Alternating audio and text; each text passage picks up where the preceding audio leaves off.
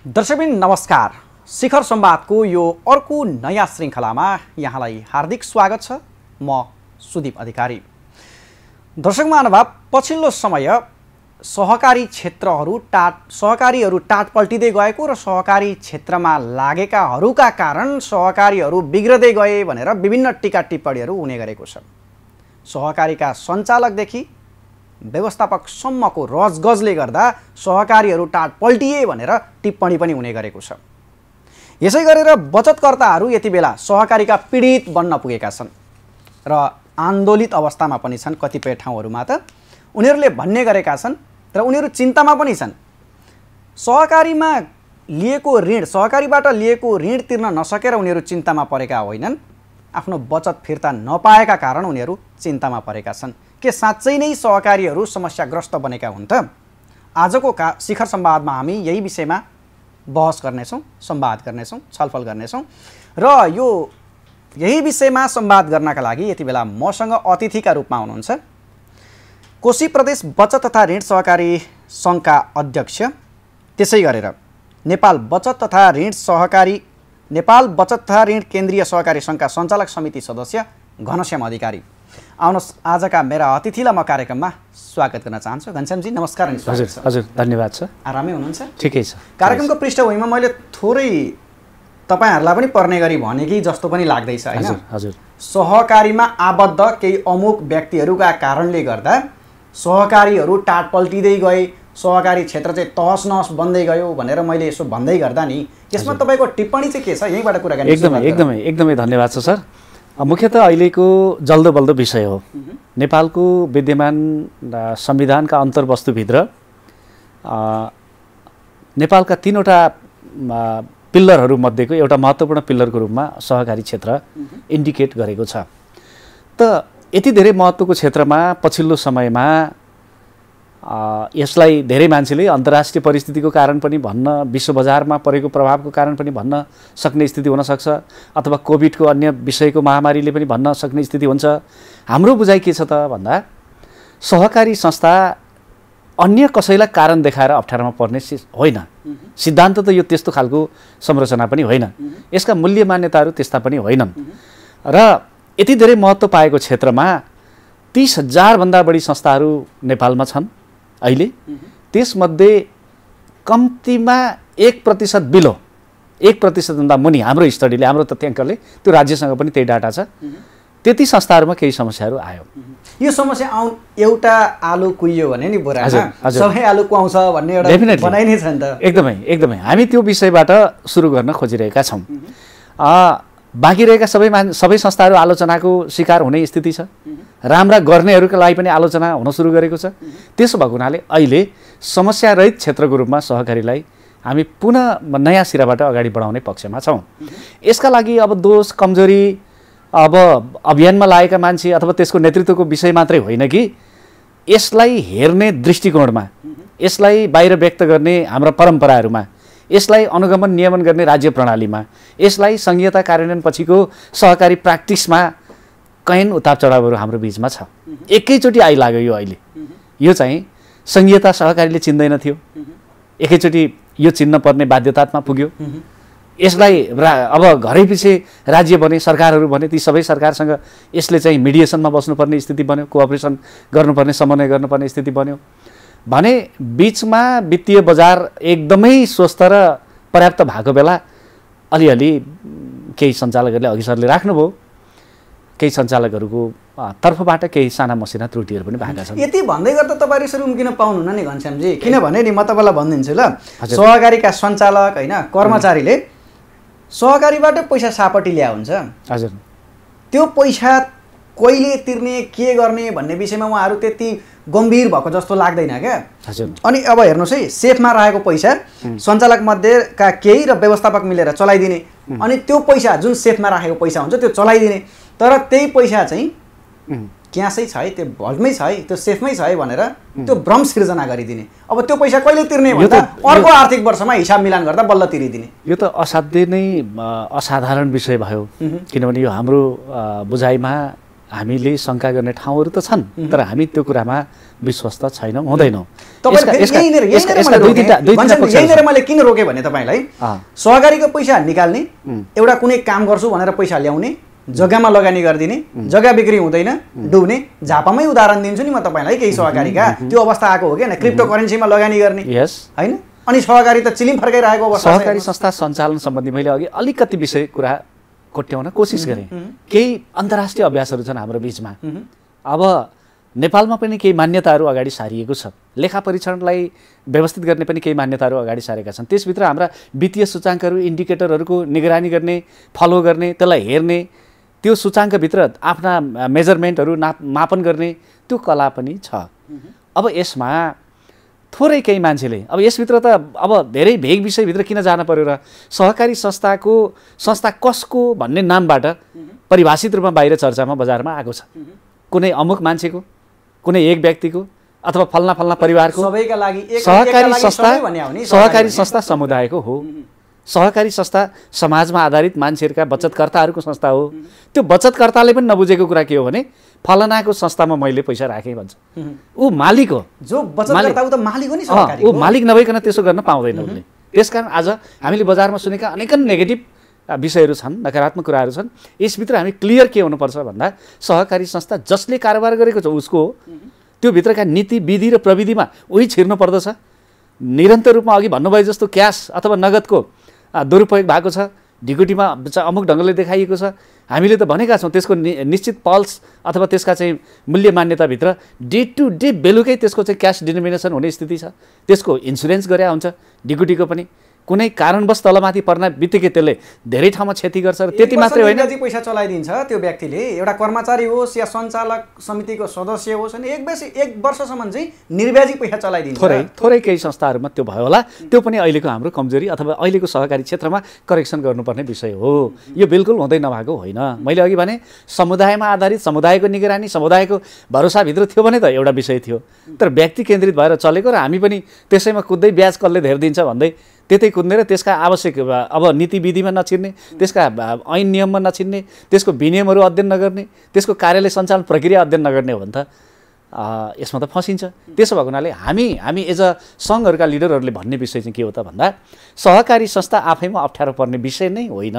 पहिलो कुरा संसारमै, किनभने यसमा वित्तीय सङ्कट आयो भन्न पाइँदैन, यो हाम्रो सहकारी संस्था घाटामा गयो भन्न पाइँदैन, हाम्रो सहकारी संस्थाले मान्छेहरूलाई चाहेको अनुरूप सेवा सुविधा दिन सकेन भन्न पाइँदैन। जस्तो जस्तो सामर्थ्य छ, जति जति ब्यालेन्स सिटको अथवा पुँजीको चाहिँ उसले सञ्चालन गरेको छ त्यही लेभलमा सेवा दिनलाई कुनै समस्या छैन। जहाँ अघि भने जस्तो जहाँ नियतवश तलमाथि गरे उच्च निच भएको छ ती संस्थाहरूमा केही समस्याहरू एउटा भनाइ छ नि यो घाँटी हेरेर हाड निल्नुपर्छ भन्ने। कुनै सहकारीहरूले त केसम्म गरेका छ भने यही उखानलाई ठ्याक्कै चरितार्थ घाँटी हेरेर हाड निल्नुपर्ने। तर त्यो नभएर बचतकर्तालाई उच्च ब्याज दरको प्रलोभन देखाइदिने, एउटा सहकारीमा राखेको पैसा ब्याङ्कबाट ऋण लिएर पनि अब त्यो सहकारीमा लगेर चाहिँ बचतमा राख्ने, फिक्स्ड डिपोजिटमा पनि राख्ने। हामीले यसमा सुरुमै अघि मैले भने सहकारी संस्था अप्ठ्यारोमा पर्ने विषय होइन। यसको लजिक के हो त भन्दा डे वानमै जो उसँग हामीले चाहिँ एउटा करारीय एउटा सम्बन्ध सम्झौता गरिएको हुन्छ, मेम्बर बन्दै नागरिकताको प्रतिलिपि फोटो 3 पुस्ते आदि इच्छाएका व्यक्तिहरू लिँदै त्यो बेला एउटा करारीय एकबद्धता अथवा एउटा सम्झौता के गरे हुन्छ भन्दा तिमीले मासिक रूपमा नियमित बचत गर्नुपर्नेछ। मासिक रूपमा ऊ मासिक रूपमा नियमित बचत गरेको छैन भने ऊ सञ्चालक क्रियाशील सञ्चालक के अरे सदस्य हुन सक्दैन, ऊ योग्य रहेन। त्यो कुराको भेरिफिकेसन त्यसको चाहिँ मेजरमेन्ट त्यसको अध्ययन तत्काल संस्थाले समितिले गर्नुपर्दछ डे वानदेखि। आज त्यसो नगर्ने अनि ब्याजका लोभले मिनी ब्याङ्कको रूपमा वित्तीय क्षेत्रको एउटा सक्सेसफुल संस्थाको रूपमा यसलाई बुझिदिने मात्रै विषय होइन। यो भित्र त क्षमता विकासका कार्यक्रमहरू छन्, यो भित्र उत्पादन उद्यमशीलताका कार्यक्रमहरू छन्, यो भित्र उसको जिन्दगी रूपान्तरणलाई के गर्दा सजिलो बनाउने भन्ने विषयहरू छन्, उसलाई समाजमा अपनत्व फिल गर्ने विषयहरू छन्। यो त समाजका हर क्षेत्रभन्दा पनि अब्बल क्षेत्र हो। राजनीतिक लिडरहरू स्थापित गर्ने विषय मात्रै होइन कि त्योभन्दा पनि अब्बल लिडरहरू वित्तीय अनुशासन अथवा आर्थिक स्टडी लगायतका तमाम विषयहरूमा उसँग ज्ञान सिप कला सबै चिजबाट नेतृत्व क्षमता विकास आदि कुराको पूर्ण भएको एउटा व्यवसाय हो। यो आर्थिक कुरा मात्रै होइन नि त, यो सामाजिक जनजीवनसँग पनि गाँसिएको भएको हुनाले यसलाई सदस्यहरूले त्यो खालको सदस्यहरूले बुझ्नु भएन। भित्रबाट केवल बचतको ब्याज मात्रै लिने, चुप लागेर बस्ने, यो प्रक्रियाबाट अगाडि बढ्न सकिँदैन र अहिले आएको समस्या थियो। बुझाउन नसकेको पनि हो नि त हैन, तपाईहरु सञ्चालकहरूले चाहिँ बुझाउन नसकेको अवस्था पनि हो नि।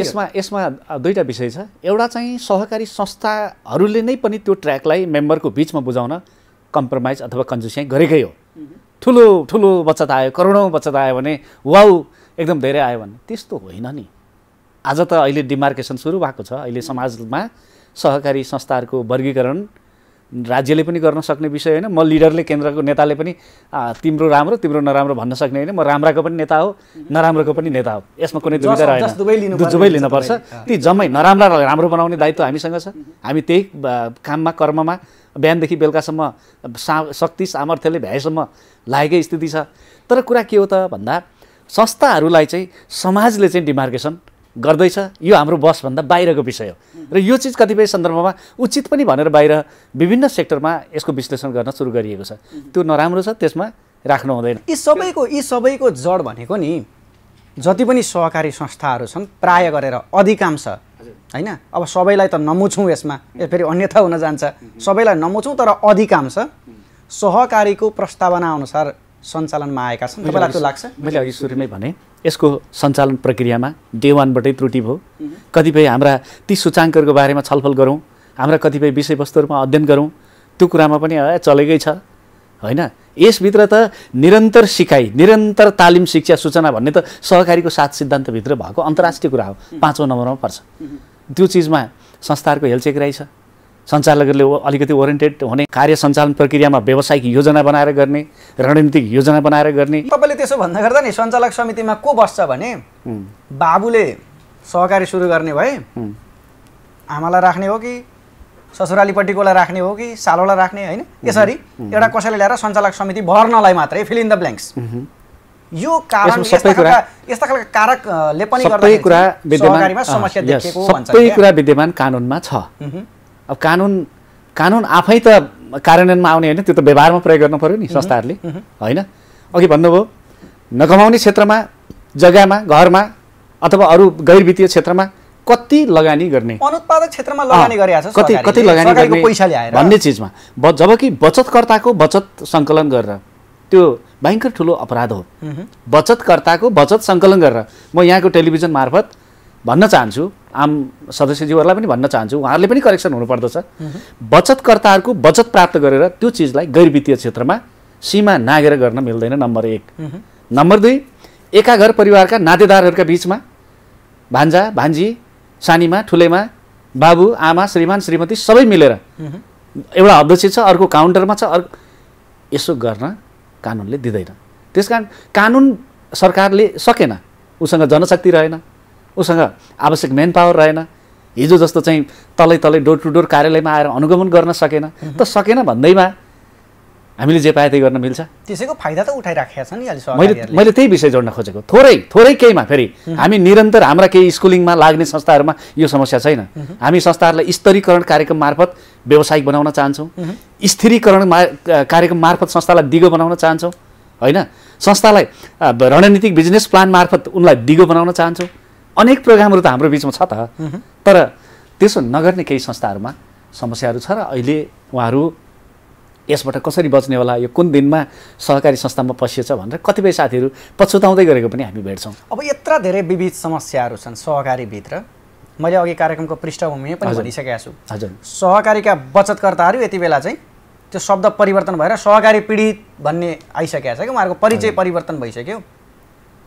उहाँहरू अहिले चिन्तामा हुनुहुन्छ। चिन्ता के हो भने त्यो सहकारीको ऋण तिर्न नसक्ने चिन्ता उहाँहरूको होइन, सहकारीमा राखेको पैसा जुन बचत छ त्यो बचत फिर्ता नपाउने चिन्ताले दिनै पछि सहकारीका ढोका ढकढक्याउन पुग्नु परिराखेको अवस्था छ।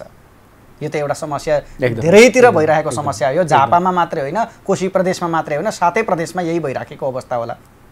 अब यो विविध समस्या, यो मात्रै समस्या होइन। मैले अघि क्रिप्टोमा लगानी गरेको, सहकारीका पैसा निकालेर सेफका पैसा चलाएकादेखि लिएर विभिन्न उदाहरणहरू दिएको छु। झापामै भएका, नाम अहिले नलिउँ उक्त सहकारीको होइन, कुनै एक सहकारीले यसो गरेको अवस्था थियो, अहिले पनि विद्यमान छ, समस्या समाधान भएको छैन। यद्यपि यी सबै समस्याहरूको समाधान अब कसरी गर्न सकिन्छ र त्यसका लागि तपाईँहरूले के गर्दै हुनुहुन्छ? एकदमै महत्त्वपूर्ण र एकदमै समय सान्दर्भिक विषय, जुन विषयले अहिले काठमाडौँ अथवा देशका विभिन्न भागहरूमा सहकारीका समस्याहरूबाट पीडित भनिएका कतिपय हाम्रा शेयर सदस्यहरू दाजुभाइहरूको बिचको रुवावासी त्यसको आन्दोलन आदि हेर्दाखेरि हामीलाई दुःख पनि लाग्छ। तर हामी के चाहन्छौँ भन्दा आज कुनै चोकमा बसेर आज कुनै सिडिओ कार्यालयमा प्रहरी कार्यालयमा गएर मेरो यसो भयो भनेर भन्न सँगसँगै भन्नुभन्दा पनि होइन, भन्न सँगसँगै हिजै त्यो संस्थाको सञ्चालन प्रक्रियाको बारेमा म निर्णायक पात्र हो भन्ने कुरा बुझिदिनु भएको भए आज यस्तो हुने थिएन। तर अहिले हेर्नुहोस् त ठगिएपछि जाने अब यसो भनिरहँदा हामी त्यो दायित्वबाट हामी त्यो दायित्वबाट पन्छिने भन्ने विषय पनि होइन। स्वाभाविक रूपमा बचतकर्ताहरूको कुनै पनि बचत ढिलो छिटो आफ्नो ठाउँमा छ, कुनै बचत हिनामिना हुन पाउँदैन, कुनै बचत फिर्ता नभएर रुवावासी गर्नु पर्दैन। आज ढिलो भयो, आज पाएन, आफ्नो ठाउँमा छ। यति धेरै निर्मम कानुन बनेर आएको छ, त्यो हाम्रो लागि बनायौँ, हामीले भनेर बनायौँ, हामीले लबिङ गरेर बनायौँ नि त, राज्यले त्यो हाम्रै लागि बनायौँ। किनभने सहकारी सञ्चालकहरू प्रहरीको खोरमा थुनिनु पर्ने अवस्था बनिएको छ। हिजो चिल्लो मजेरोमा हिँडिरहेका, चिल्लो कारमा हिँडेकाहरू, त्यो पनि समाधान त होइन फेरि। त्यो पनि सहकारी संस्थाका सञ्चालकहरूलाई रातारात गिरफ्तार गरेर साँच्चै अपराधी रहेछ भनेर पक्रेर लगेर थुनेर पनि बचतकर्ताको पैसामा मोज गरेका छ। बचतकर्ता आफ्नो बचत फिर्ता नपाएर पीडामा छ। कतिले त आफ्नो ज्यानै पनि फाल्नुपर्ने अवस्था बन्यो होइन। कोही त झुन्डेरै आत्महत्या गरेकाहरू पनि त तपाईँहरूले पनि देख्नु भएको छ नि त होइन। यो सब वित्तीय कारणले गर्दाखेरि एउटै हाँगामा पासो लागेर अब यसो भनिरहँदा कतिपय सञ्चालकहरू यो ठाउँमा पुग्नु भएको छ, मलाई तत्काल पक्रिदियोस् र मलाई 10औं वर्षभित्र राखिदिएदेखि यो झमेलाबाट म बच्ने थिएँ भन्ने पनि छ। यसको त कस्तो भने नि, यो एउटा असाध्यै धेरै एउटा चाहिँ सृजनात्मक अस्तित्वको सिद्धान्तभित्र अडिएको चिज हो। यो उनी भित्र गए, अब पनि फिर्ता पाउने होइन, उनी त गए कारागारमा।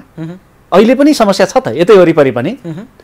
जेलबाट मुक्त भएर आइसक्यो उसले 10 वर्ष कटाएर, अनि भन्दैछ अहिले अब मेरोमा नआऊ है, मैले त 10 वर्ष सजाय त मैले भोगिसकेँ भनेर पनि। अब त्यसो भएको हुनाले हाम्रो कुरा के हो त भन्दा यो सामाजिक पद्धति परम्पराभित्रबाट यसलाई समाधान खोज्नुपर्छ। अब रोइ कराइ गर्दा पनि हुँदैन, न्यायालयको ढोका ढकढक्याउँदा पनि हुँदैन। अहिले तपाईँले भर्खरै उदाहरण दिनुभयो, यो हाम्रै समाजमा भएकै घटनाको उदाहरण होला एउटा होइन। अब गर्ने के त होइन। यसको आशय फेरि सहकारी संस्थामा उसो भए जे पायो त्यही गर्न पाइने रहेछ भन्ने पनि होइन। यसमा हामीले ध्यान दिनुपर्ने कुरा हुन्छ। पहिलो कुरा, सहकारी संस्था सञ्चालन प्रक्रियामा म त सञ्चालकहरूलाई होइन कि सदस्यहरूले चाहिँ म कुन प्रकृतिको कस्तो प्रकारको संस्थामा छु, मेरो सहभागिताको सम्बन्ध के हो। अमुक कुनै सञ्चालक थिए अथवा साहु महाजन जस्ता थिए, म चाहिँ त्यहाँको कस्टमर जस्तो थिए। अधिकांश त बचतकर्ताले बिचारा आफूलाई कस्टमरको रूपमा बुझ्नु भएको छ। सहकारी संस्थाले नि आफ्ना शेयर सदस्यहरूलाई सदस्य शिक्षा कार्यक्रम राम्रोसँग दिन नसकेको परिणाम यो हो नि होइन। मैले अघि भने त, मैले अघि सैद्धान्तिक रूपमा निरन्तर शिक्षा सिकाइ तालिम सूचना प्रविधि हस्तान्तरण विभिन्न खालका टेक्नोलोजी अहिलेको त स्मार्ट अर्गनाइजेसनमा डिजिटलाइजेसनमा होइन। कतिपय कोभिड पछि अब क्यास नचल्ने, क्यास छुन डराउने स्थितिबाट निरन्तर हामी डिजिटलाइजेसनको एउटा अवस्थामा पुग्दैछौँ। त्यति मात्र नै अन्तर्राष्ट्रिय परिस्थितिहरू निरन्तर डेभलप भएर गएका छन्। इन्डियाले अब सन् 2030 पछि क्यासलेस गर्दैछ। त त्यो बेला हामीले आफूलाई परिपक्व बनाउनु पर्ने एउटा अवस्था छ। अब अहिलेको तत्कालको समस्याको समाधान चाहिँ के हो त भन्दा, पहिलो कुरा बचतकर्ताहरूको बचतको सुरक्षा गर्ने राज्यसँग पनि त्यो नीति कानुनमा आयो, कार्यान्वयनमा आउन सकेको थिएन। बचत सुरक्षण कोष नै डेभलप गर्न राज्यले सक्छ, यी संस्थाहरू सहभागी बन्न सक्छन्। त्यसकारण त्यहाँ ढिला भइसक्यो, राज्य चुक्नु हुँदैन। यो मामलामा हाम्रो यो निरन्तर खबरदारी पनि छ, पहिलो कुरा। दोस्रो कुरा, राष्ट्र ब्याङ्कले जसरी ब्याङ्कहरूको कुनै ब्याङ्कमा यदि बचतकर्ताको पैसा तलमाथि पर्यो भने ए बाबा राष्ट्र ब्याङ्कले जिम्मा लिने कानुन बनेको छ त नेपालमा। त यतिका ब्याङ्क बराबरको कारोबार गर्ने वित्तीय संस्थाहरूको जिम्मा लिने कुनै संयन्त्रको विकास गर्न सकिन्न होला त नेपालमा। यो चिज हाम्रो डिबेटको विषय हो, छलफलको विषय हो। त्यसकारण हामीले धेरै पहिला करिब आज 8-10 वर्ष हुन लाग्यो होला अनेकन सन्दर्भमा राज्यसँग छलफल चलाएका छौँ केन्द्रीय सङ्घको तर्फबाट र भनेका छौँ के भन्दा हामी तलपट्टिका संस्थाहरूको जिम्मा लिने संयन्त्रको विकास गर्नुपर्छ। त्यसका लागि कतिपय ऐनहरू संशोधन गर्नुपर्छ भने संशोधन गरौँ। बचत तथा ऋणको छुट्टै हेर्ने ऐन चाहिन्छ भने त्यसलाई नयाँ ऐन बनाएर अगाडि बढौँ।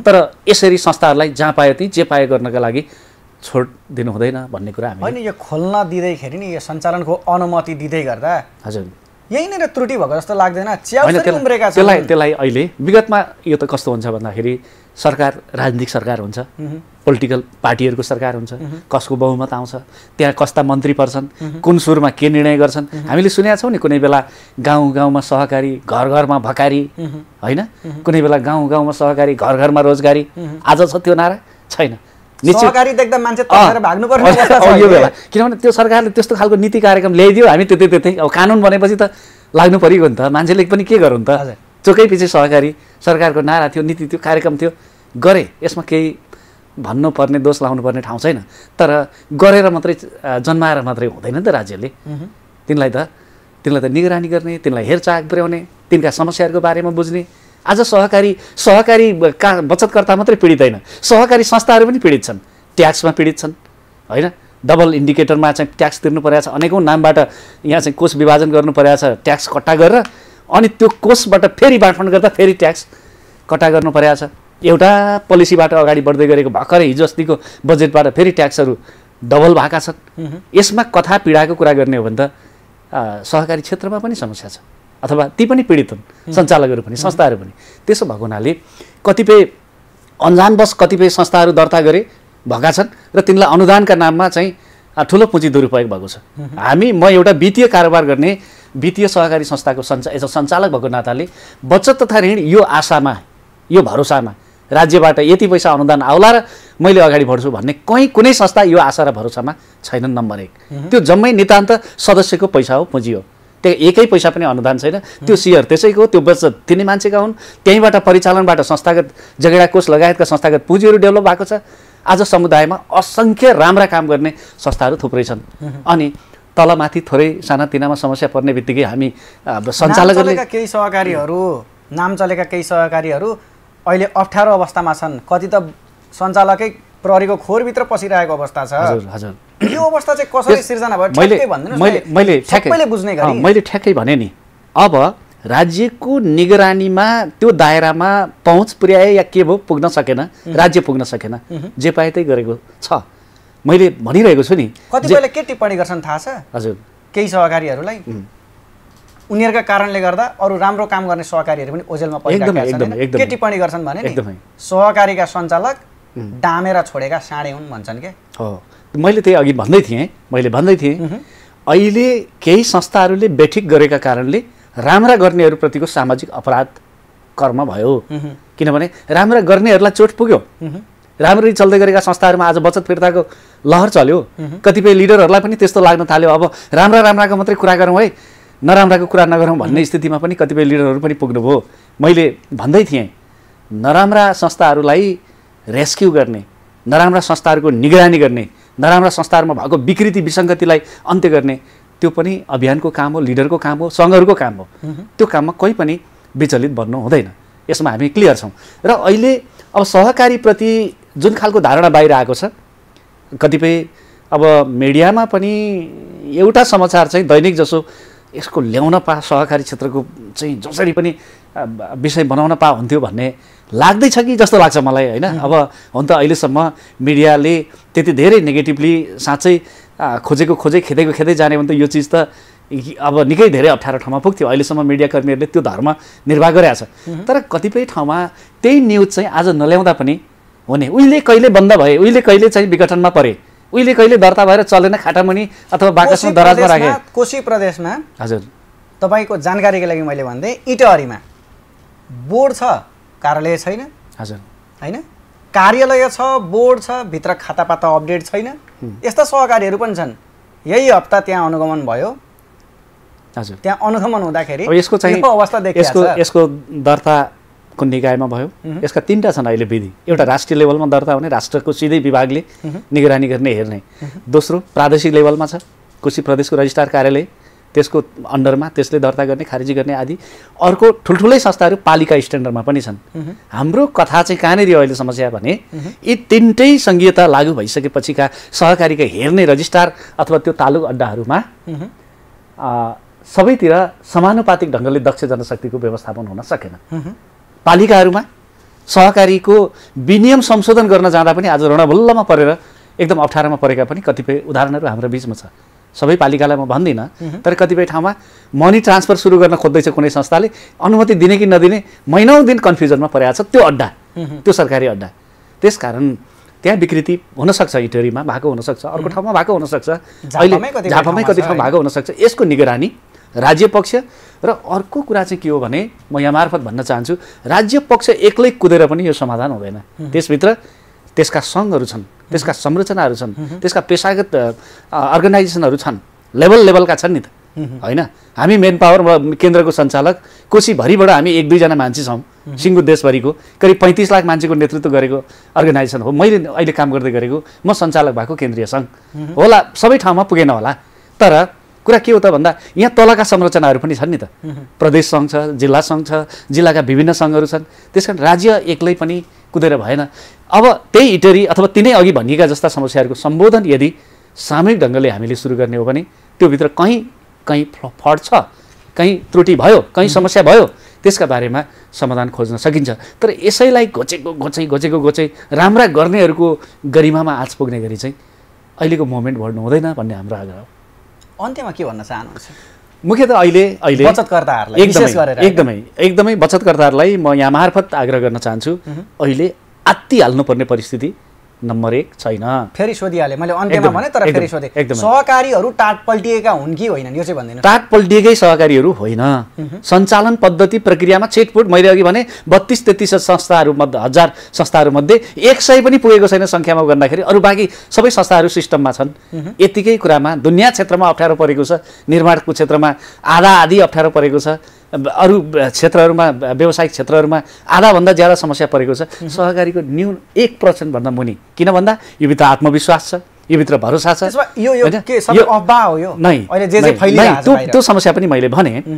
अब यसलाई बाहिरी बजारमा चर्चाको विषय बनाउने कुरामा सबै पक्षहरू भनेको सहकारीप्रति अब विश्वासको वातावरण बढाउनु पर्ने एउटा थ्रेड चाहिँ छ। अहिले यहाँले उठाउनु भएको सन्दर्भबाट हामीले भन्न सक्छौँ विश्वासको वातावरण बनाउनु पर्ने छ, उसलाई सन्तुलन कायम गर्नुपर्ने अवस्था छ, पुरानो लयमा फर्काउनु पर्ने अवस्था छ। किनभने यति धेरै सामाजिक, सांस्कृतिक, आर्थिक चरित्र बोकेको व्यवसाय न एनजिओ आइएनजिओ हो, न कुनै ब्याङ्क वित्तीय संस्था हो।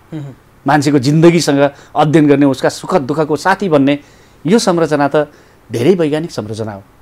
केही कुराहरूमा त्रुटि छ, त्यसलाई सच्याएर लैजान सकियो भने यस्ता खालका समस्याहरू आगामी दिनमा आउँदैनन् भन्ने। त्यसकारण यो चिजमा सहकारी भित्रका समाचार, सहकारी भित्रका दृष्टिकोणहरू अगाडि सार्दा असाध्यै संवेदनशील भएर सार्नुपर्ने अवस्था छ।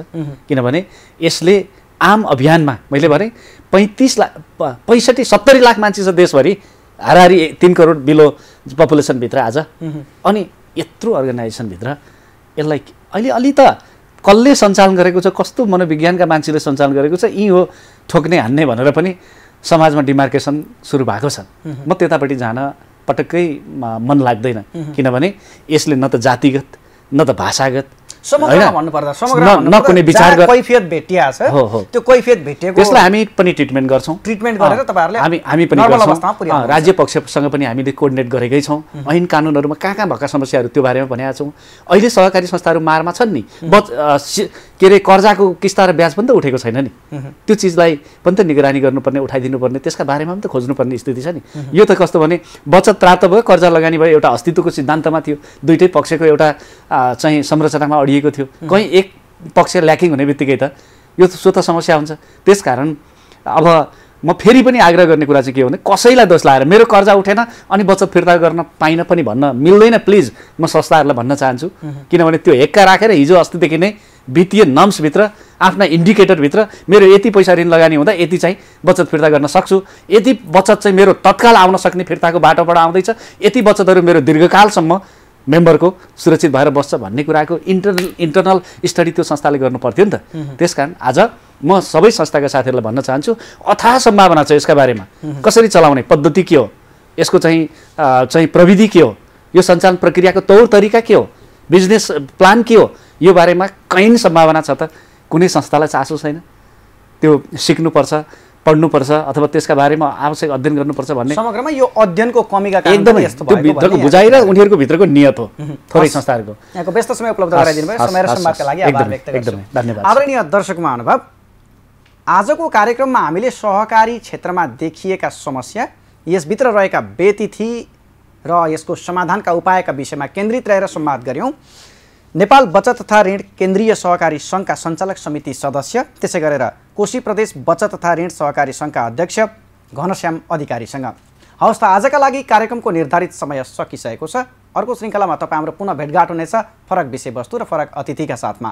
तबसम्मका लागि सम्पूर्ण युनिटसहित म कार्यक्रम सञ्चालक सुदीप अधिकारीलाई पनि बिदा दिनुहोस्। नमस्ते।